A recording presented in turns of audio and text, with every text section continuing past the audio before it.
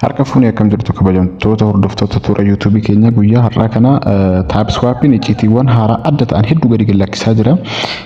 Xumuramuudhaaf illee guyyaa lama qofa hafee jechuudha. Kanaaf icciitii haaraa kana daftanii warroonni itti fayyadamtan kiffiyaan isaa olaanaa ta'a jedhamee yaadamaa jira.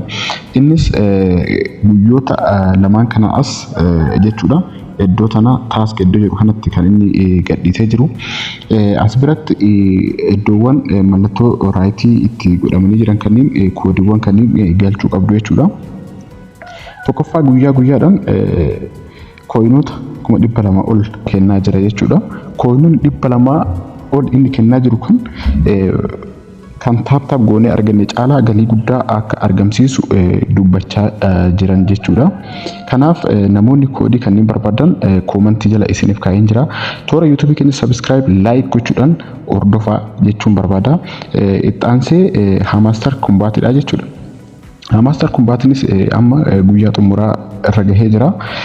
Kana gaafa isin jiru amma kaardilee haaraa yeroo ammaa dhufaa jiran fakkeenyaaf iddoo kanatti kiyya cufamee jira isinitti agarsiisa jechuudha.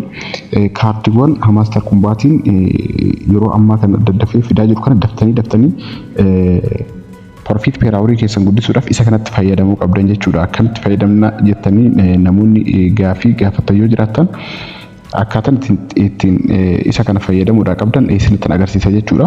Viidiyoo keenya like gochuudhaan nu duukaa bu'aa. Iddoo kana erga dhuftaniin booda maayin iddoo tana tuqxan jechuudha. Maayin iddoo sana gara jalaa gabbutanii maayinii kana erga tuqxaniin booda asitti special iddoo tana tuqxu jechuudha. Special iddoo tana erga tuqxaniin booda new card bakkeetu kana tuqxu. New card isheetu kana erga tuqxaniin booda kaardiiwwan fakkeenyaaf asitti kun sa'aatii lakkaa'aa jechuudha iddoo kanatti yoo argitan.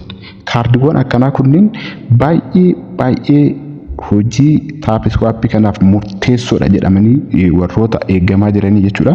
Isa kan gidee tokko cuqaastanii akkanatti bittuu jechuudha. Kooyiniin isaallee baay'ee salphaadha. Yeroodhaaf waan guddaa nama hin gaafatu.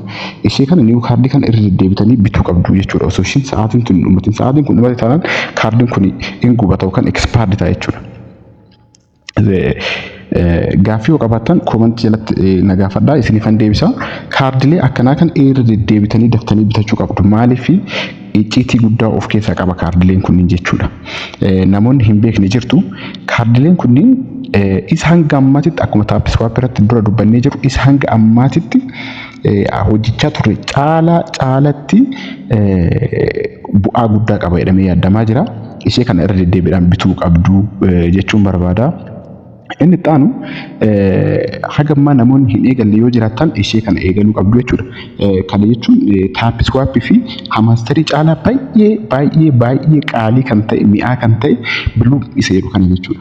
Biluumii kana namoonni hin eegalle yoo jiraatan ammuma eegaluudha qabdu jechuudha. Maaliif yeroo tirfii yeroo sa'aatii keessan yeroo hojii yeroo isinirraa hin gubnetti isa kana taap illee hin gootanii kaardii keessa walitti qabachuu qabdu. Kaardiin kun garuu yeroo muraasa booda expired ta'a jedhamee yaadamaa jira waan ta'eef isin isa san walitti qabachuu qabdu.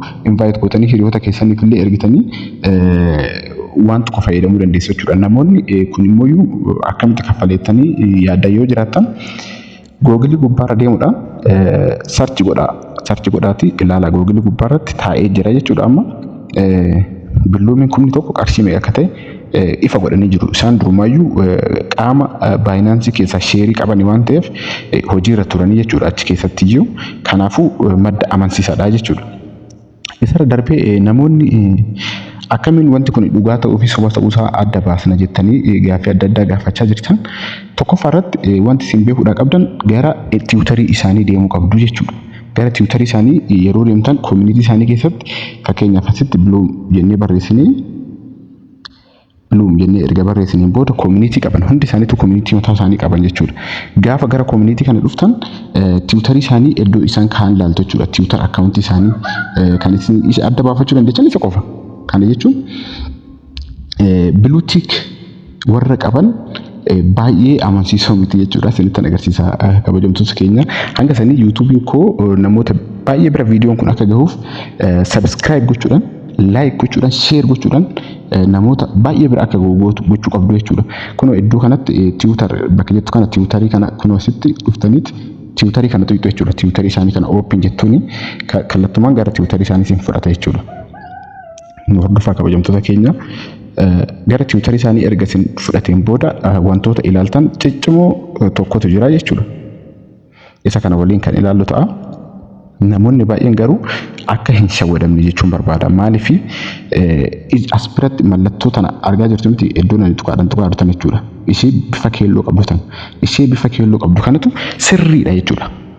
Kanarra darbee bifa magariisa akka Facebook irratti kan arginu kan akka mallattoo samii fakkaatu kun jechuudha. Inni dhugaa miti jechuudha. Kana jechuun hundi isaatu dhugaa miti jechuu osoo hin taane jechuu kiyyaa miti. Maaliif kuni ofiishaalii tiwutariin kan ofii isaaniitti warroonni ragaa qabaniif kennu jechuudha. Mallattoon kun jechuudha. Biluutii keelloo tiikiin kun jechuudha. Kaawwan immootu akkuma telegiraam irratti namoonni birrii isaanii maallaqa isaanii kaffalanii ittiin veerifaayi godhatan maallaqa kaffalanii veerifaayi godhuu jechuudha. Fakkeenyaaf iddoo kanarratti amma hin jiru wanni akkasii sun veerifikeeshiniin akkasii suni kun fakkeenyaaf isa kana jechuudha. Isa kana sirriitti mul'achaa jiramti kun as biratti tiikii qaba jechuudha. Tiikiin kuni kaampaaniin kun dhugaa miti jechuudha. Amma kun sobas ta'uu danda'a. Maaliif maallaqa isaanii kaffalaniiti kan tiikii tana yookaan mallattoo tana asitti fidan jirri kun jechuudha.